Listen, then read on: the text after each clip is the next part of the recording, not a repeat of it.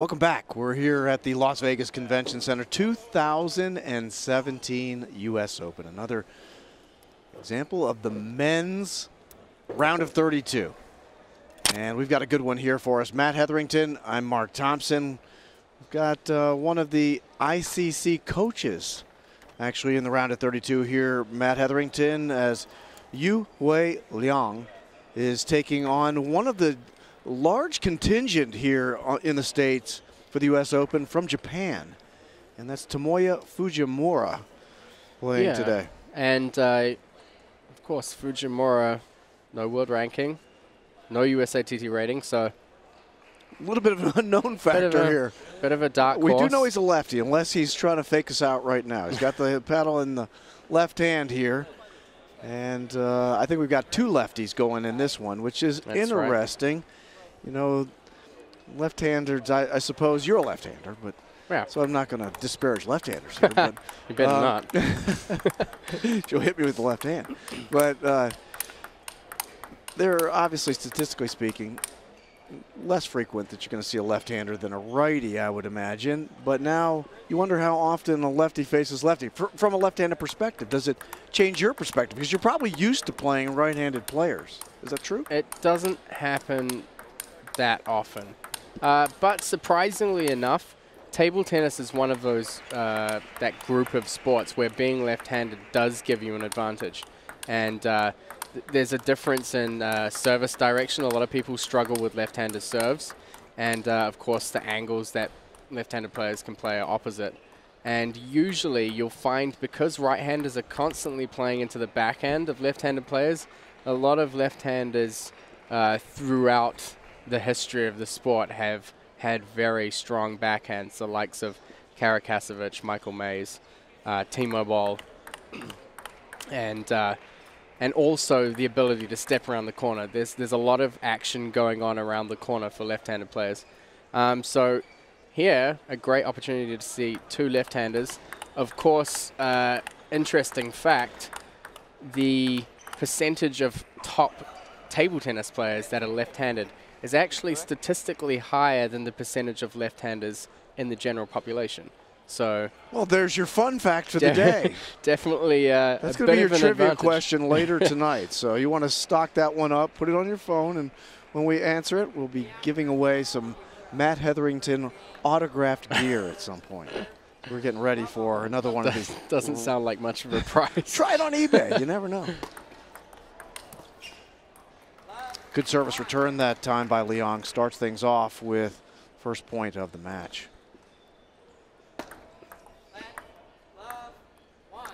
So Liang Yonghui from ICC California, rated just below 2,700 USATT rating.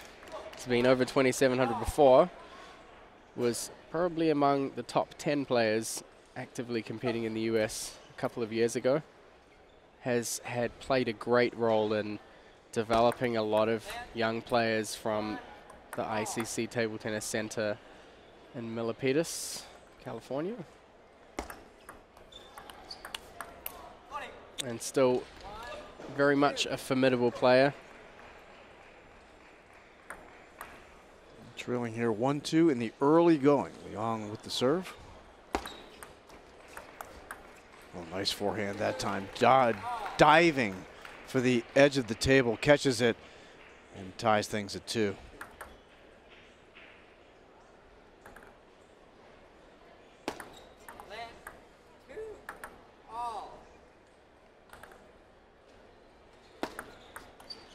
Nice serve that time by Fujimura. Wicked turn as it struck on the side of Liang. So when you see two left-handed players play against each other, you're going to see a lot of cross-court action from this backhand to backhand half. Whether the players are playing backhand to backhand or whether they're stepping around and playing forehand, there will be a lot of exchanges across that diagonal.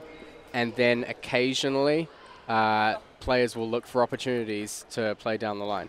And we've seen Liang do that on a couple of occasions so far.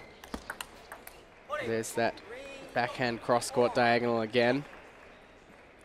Is that because you just feel comfortable there, Matt? Why do so many lefties set up on that side of the table?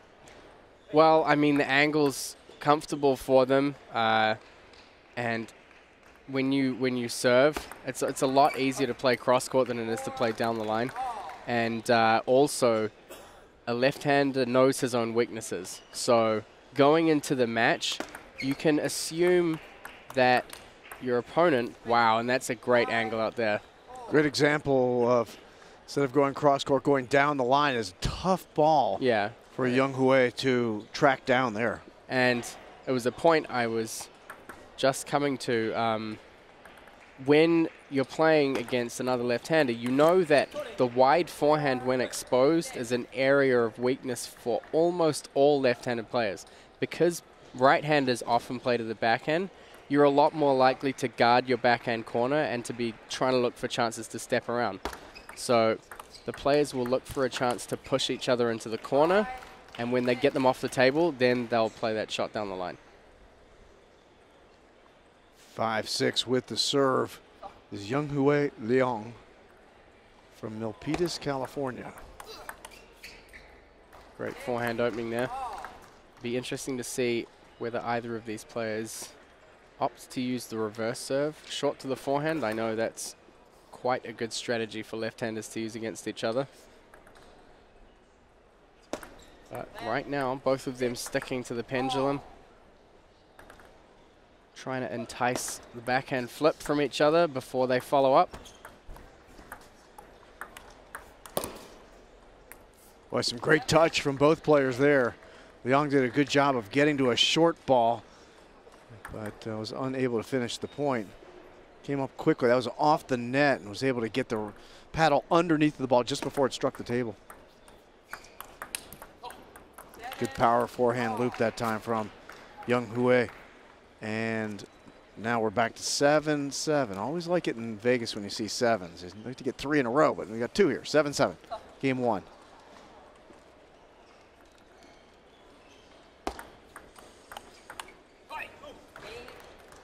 Now, lead taken by Yonghui Liang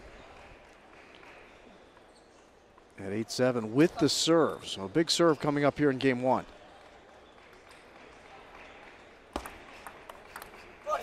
And a nice backhand flip receive from Fujimura. He now has the serve at 8-8. From Japan, there's a big contingency of players here supporting one another from Japan.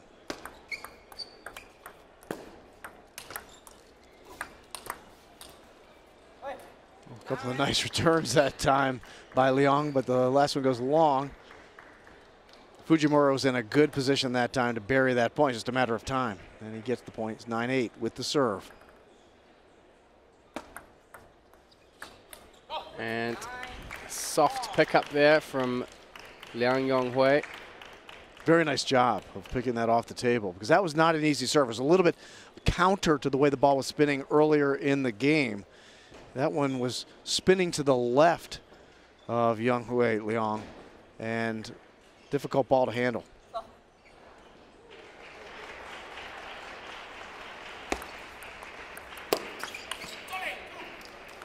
Great spin on that opening forehand from Liang.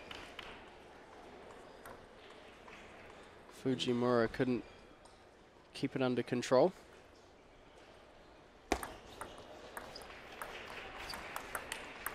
Oh, great return by Fujimura. Just a block.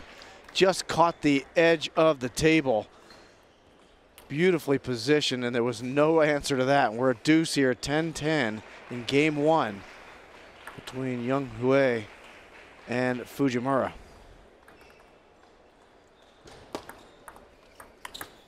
Oh, another good strong forehand, and the Japanese player is now advantage here in the first game. Big looping forehand.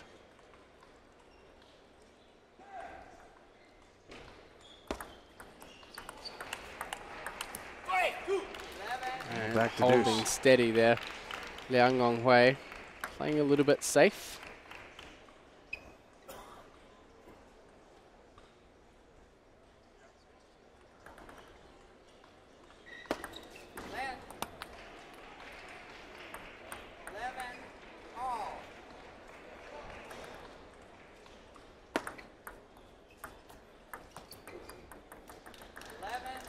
It's not what Liang wanted. He gets to serve back, but he's down by a point after dumping that one in the net. Game 1 of a best of 7, round of 32, men's single, 2017 U.S. Open.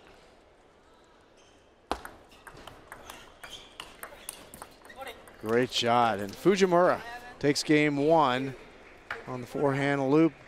Deep off the table was Yonghui Liang and unable to return it. So a back and forth match in the early going. A tightly played 13-11 victory for Tomoya Fujimura from Japan in game 1. Both players played with, I thought, relative solid skill in that first game, Matt. There weren't that many errors made, just good shots on both sides of the table. Yeah, definitely. It's a bit of a contrast to some of the matches we've seen so far throughout this competition. And I think both players did a good job of really settling in and starting quite steady. Two very athletic players.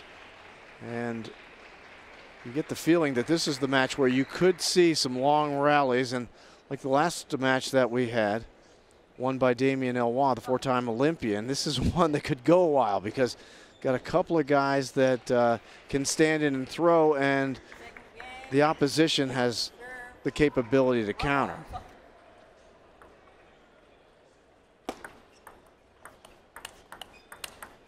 Oh, good backhand punch that time by Fujimura on the first point of game 2. Sneaks by on the forehand side on Liang.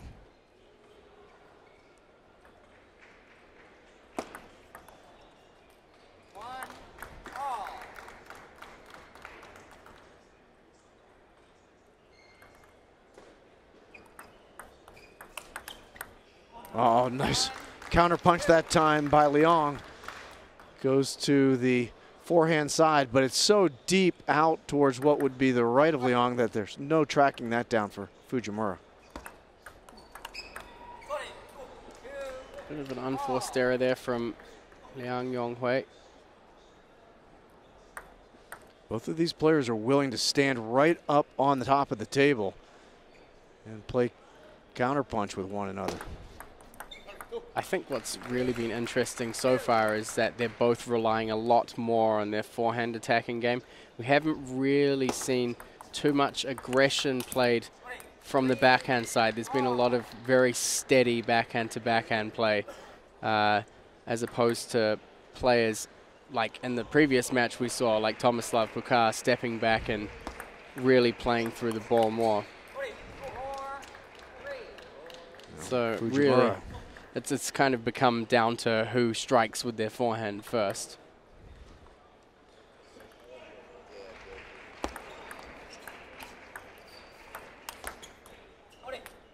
It popped up high for Fujimura and he buried it.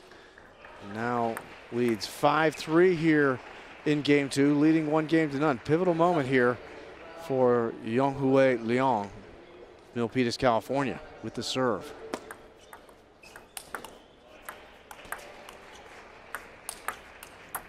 Couple of nice blocks by Fujimura, but staying right in there and pounding the forehand was Liang.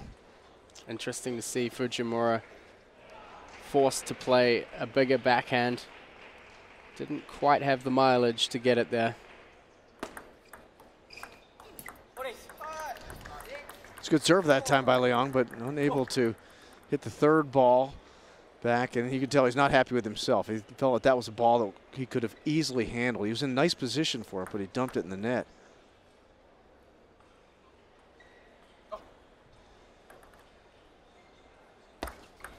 Great serve. Great serve that time by Fujimura. Not expecting it to the deep, what would be right side of the table for him, right on the corner.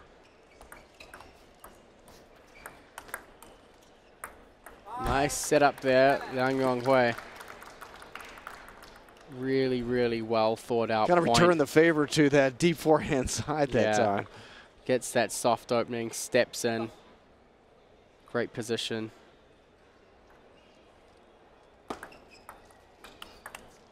And a good solid backhand opening there from Liang Yonghui. And you're expecting more of that, right, Matt? This more of this reliance of the backhand to create winners. I think a player who, wow. Great punch that time down the line by Fujimura. Seen that several times out of him. He's exposing the weakness of the fact that you've talked about him, Matt, that the left-handed player wanting to play to his right in that right corner. Yeah, and you could see in that small replay there that Liang Yonghui had already anticipated and started moving around the corner. Which presented the perfect opportunity for Fujimura to get him off balance and play down the line. It's almost like stealing bases in baseball. You got to see if you can catch your opponent off guard. It was a tough dig by Fujimura that time. It was off the top of the net, didn't get it. And now trailing 7-9, Yonghui Liang with the serve.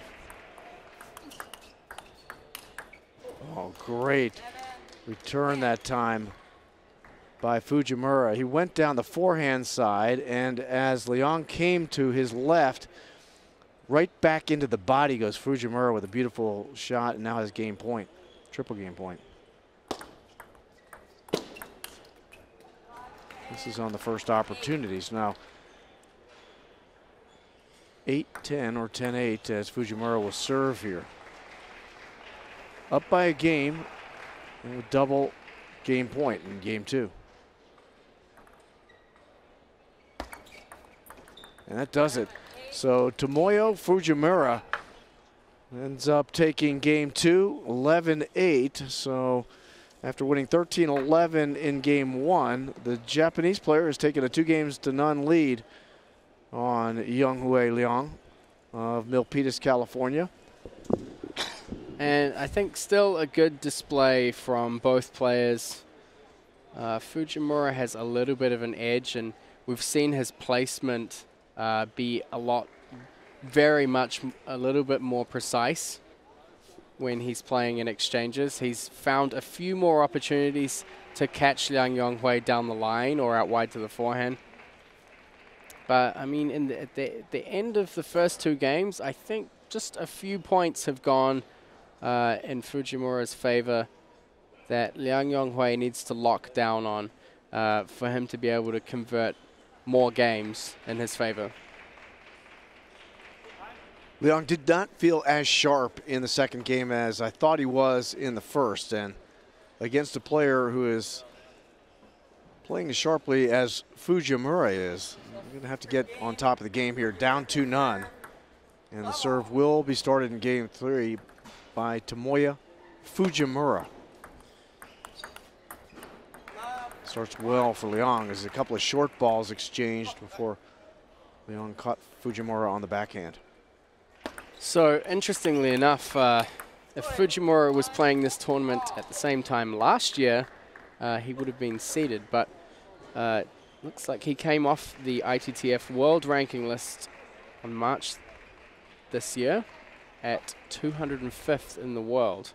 So let's see, he's broken just inside the top 100, or top 200 rather, before in November last year.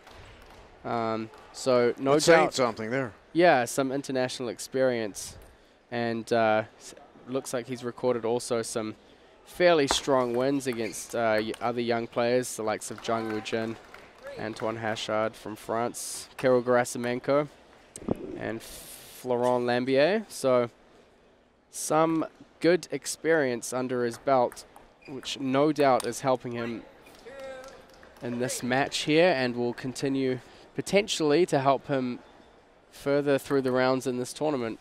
Matt, how long do you have to be inactive before they take you out of the world rankings? That I'm not sure about. You knew I'd ask you a question you didn't know the answer to. That's my whole goal in life. There's different levels of bonus points for different events. I know Timothy Wong hasn't competed internationally since the Rio Games last year, but his world ranking's still active. So sometimes there are bonus points at play, depending on the events that you've competed in. Good response there by Liang as he got quickly to the forehand side to dig a ball out. That Fujimura has used that open side of the table a number of times in this match, but not that time.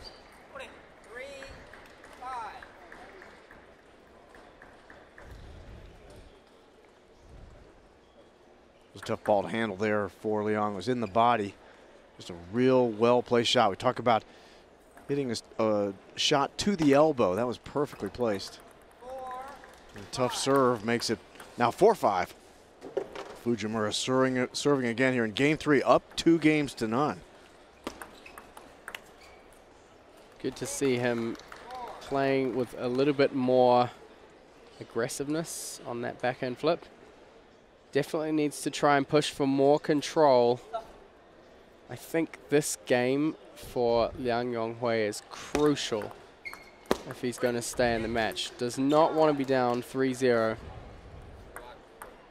He needs to stamp his foot down now and show that he's capable of taking control over Fujimura.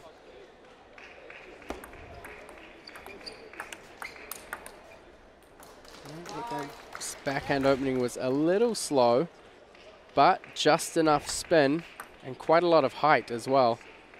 Fujimura played too passively, and it's Liang from ICC in California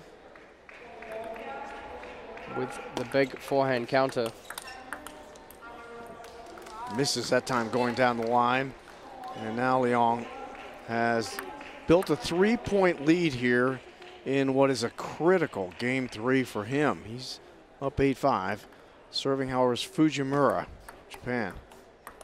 Of course, Matt, one of the interesting events we've got going on at the U.S. Open this year is the Elite Teams event for the under-21s. And Fujimura and his Japanese teammates are in that event. That's going to be very interesting to see how that comes out. And that is a ITTF event. Those that they're playing in for those Elite under-21 team event. Big commitment there from Liang Yonghui. I just saw that. Really, really went for a big wind-up on that shot. You got a lot of it, but hit it a little bit too long. Yeah, so I think there's around a dozen players here from Japan. I think also part of the contingent from South Korea are also going to be competing in that under-21 elite team event. So definitely there should be some interesting matches there between very strong young players. A couple of strong young players going here, and Fujimura trying to climb his way back into game 3. 7-9. Yonghui opting to go inside out with the forehand. He doesn't want to play too closely to the middle. Otherwise, he'll give Fujimura a bit even more of an angle to play. This is a smart move, I think, for Yonghui. Take time out here. He's still up by a point. He's in, by any sense of the word, a critical third game. He's down 2 games to none. He's up 9-8. And Fujimura is a player who doesn't make many mistakes from what I've seen through the first 2 games and 17 points into this game as well. Is that he's one of those players that really is going to get the ball back on the table and is not going to give you a whole lot of easy points.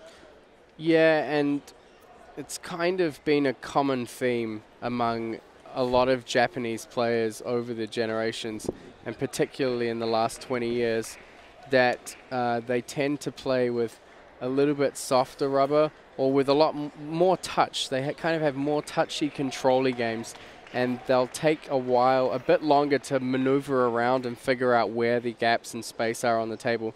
We haven't really seen, in international table tennis at least, up until very recently, too many Japanese players that possess a lot of power in their strokes. So they're always looking for spin and kind of redirecting the power of their opponents. Of course, this is going to be a very exciting event in 2020 in Tokyo. The Japanese team will certainly be one of those competing at the highest level of the Olympic Games. And table tennis is it's a huge sport everywhere, but in Japan it is really big. Yeah, and during the Olympics, it's an incredibly popular sport for people to watch, not just among regular table tennis fans, but fans of the Olympic Games. So Yonghui Liang, excuse me, ends up coming back and winning game 3 11-8. So that timeout by Liang paid dividends, and he holds off Fujimura, wins the game, and really to a certain extent here, Matt, changes the complexion of the setup now, down 2-1. Obviously a big game 4 for him, but to get on the board with a game really changes the momentum in his favor. Yeah, and it sends a bit of a message to Fujimura of, you know, Liang is showing that he can be a threat, and you know, that it kind of puts a little more pressure on Fujimura to see that Liang Yonghui is capable. He has the skills, definitely has the point structures and the point plays to be able to do some serious damage in this match. So I feel him taking that game is making a statement to say, if you don't do something, or, you know, I'm really putting the pressure on you, then I will come back into this match. And so this game is going to be very interesting to see if Liang Yonghui can continue on that run and continue building his confidence, or whether Fujimura will really try and shut him down. Oh, great shot that time by Yonghui. It was a difficult ball to handle. He had to kind of readjust his upper body towards his right to play that forehand. He did it perfectly. Nice backhand low, back from the table. And he had to save a ball off the top of the net as well in that sequence. So 2 good points in a row here for Liang.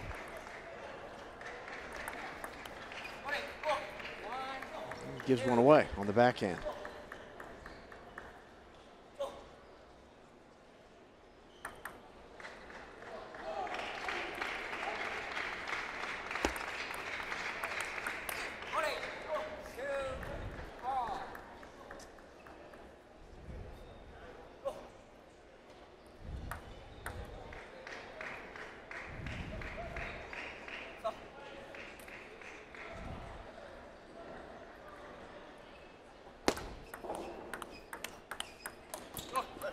Good Nice decision change. that time.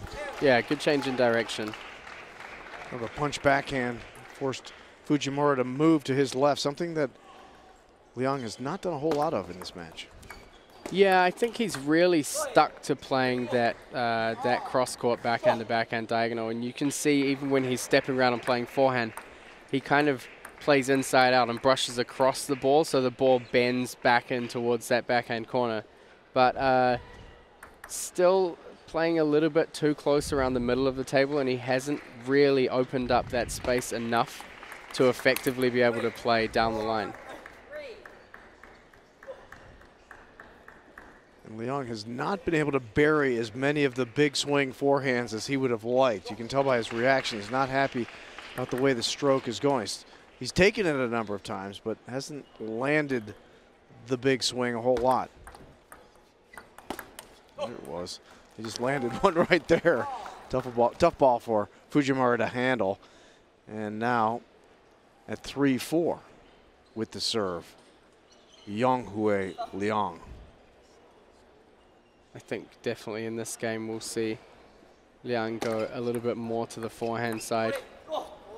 Generally, when left-handers play each other, once somebody plays to the forehand, you'll see it switch across to that other cross-court angle between forehand and forehand. I believe Liang Yonghui has the advantage in forehand-to-forehand rallies. I think his forehand is more powerful.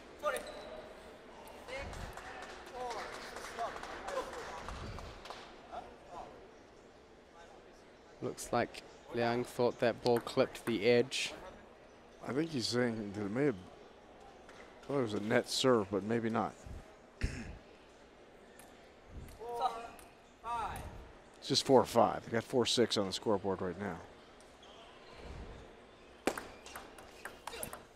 Now it's 4-6. We'll just leave it there. Game 4 here. Tomoya Fujimura ahead 2-1. And the serve. Not quite as proficient on the backhand loop against underspin as Liang. It's a good serve return for him to target that area. Tries again. You could see him going for it again, but Fujimura changing the serve up a little. When he's elected to come deep to the forehand side, he's really hit some great shots. That was one of them. And now Liang down by 2 again at 5-7 here in game 4 with the serve. Well saved from Liang Yonghui. Running across to try and catch that ball, but it bounced off the net and moved in the opposite direction. Boy, he really had to adjust on that. He was moving in one direction, realized he had to get back quickly. Good hands, though, to keep that ball low.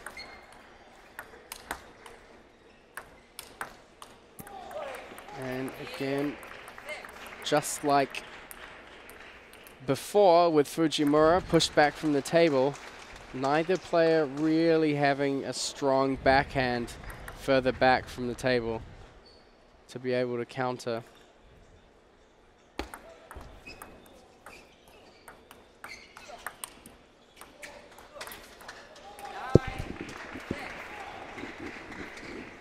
And 9-6 now.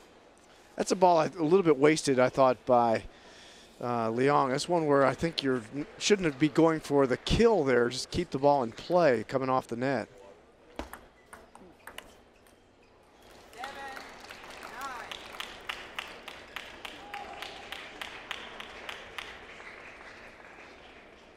Big point here for Liang. Serving at 7-9 in game 4, down 2 games to 1.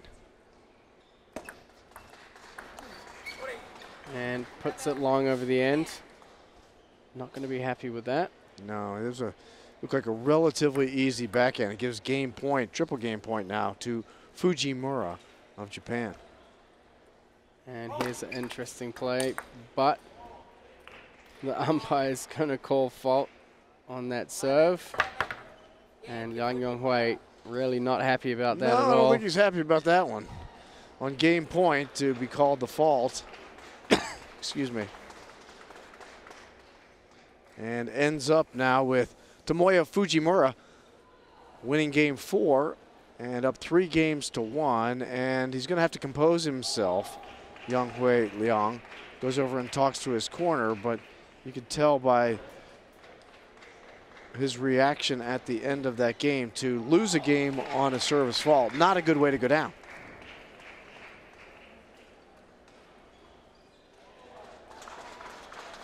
Did you see anything in there in the replay, Matt, that looked to you as if it's hard to tell? Yeah, I mean, it was a fast serve. It all kind of happened pretty quickly. I know he served off the back of his racket. Potentially maybe didn't toss the ball high enough.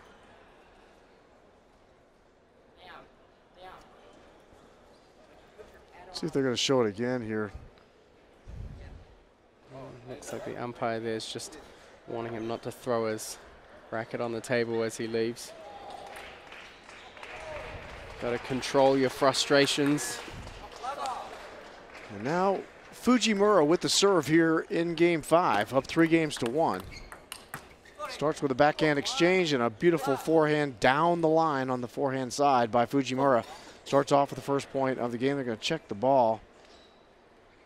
I think Fujimura's advantage in this match so far has been in dealing with those transitions when the ball's changing between backhand and forehand.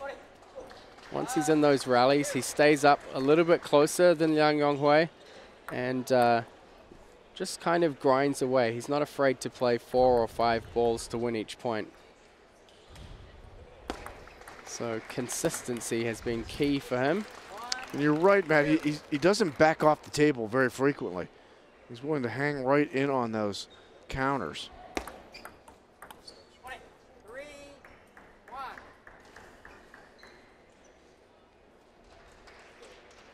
Now Fujimura opening up a 3-1 lead here in the early going in what could be a decisive game 5. He's up 3 games to 1.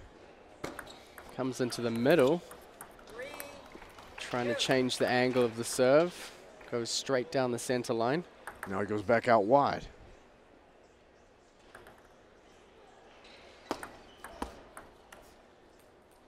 Interesting return that time by Liang. It was like a cut across, inside out to the backhand side on Fujimura, and he had trouble with it. As I said earlier, the opening against underspin with his backhand is not quite as consistent as some of the rest of the areas of his game.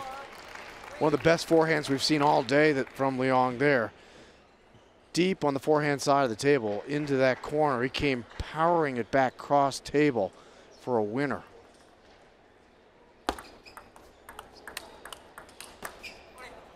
And the speed of Fujimura just a notch higher.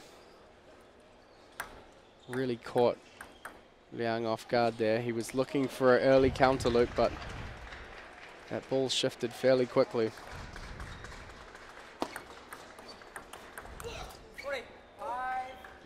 Fujimura did a good job of handling that backhand flip on the return of service, and now has taken a 1-point lead, 5-4 with the serve here in game 5, up 3-1. They're from Japan. And there it was again, that inside out return, kind of cutting the ball back into play. A little lucky to get away with that one. It was quite high. Fujimura put it over the end.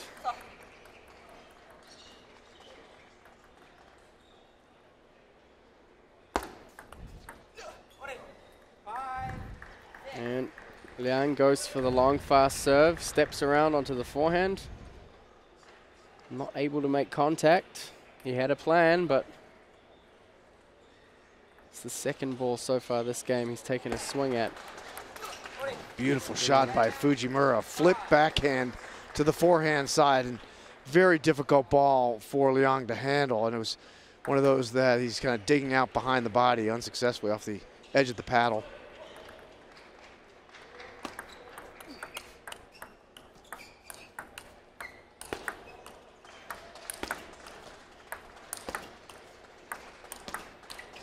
Oh, Fujimura back from the table. We'll circulate the practice session there for a moment. Working on that forehand power loop. Just see Yonghui swinging away. I'm sure he was fairly confident once he got Fujimura back that far off the table that he'd be able to collect a point from that rally. But Fujimura from Japan, still with a 2-point lead. Big serve here for Yonghui Liang of Milpitas, California. Down 6-8 in game 5.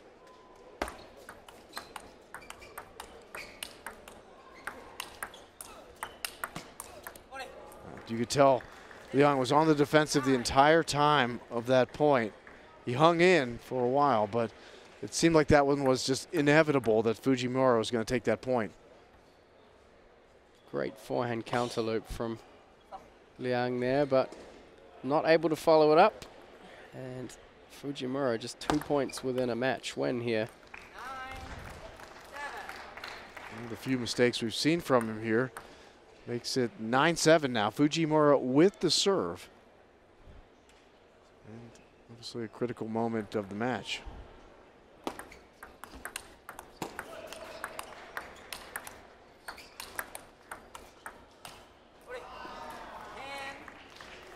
Liang did a good job of hanging tough that time, but Fujimura was equally, again, right on top of the table, Matt. He comes right in and makes those plays.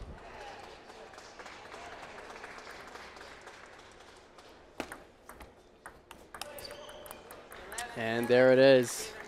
So Tomoya Fujimura in 5 games ends up defeating Yonghui Liang of Milpitas, California by scores of 13-11 in game 1, 11-8, 8-11 in game 3, the one game that was won by Liang, and then 11-7, 11-7. And advancing to the round of 16 will be Tomoya Fujimura of Japan in that round. I thought he really was the sharper of the two players, Matt. Yeah, it didn't seem like he was under too much pressure. I think Liang has a skill set that he could have taken a little bit more advantage of We definitely saw more errors from him, but Tomoya Fujimura, he has that international experience behind him to be ranked within the top 200 players in the world. As recently as a year ago, he knows how to handle these players, and I think he was very well in control of the match.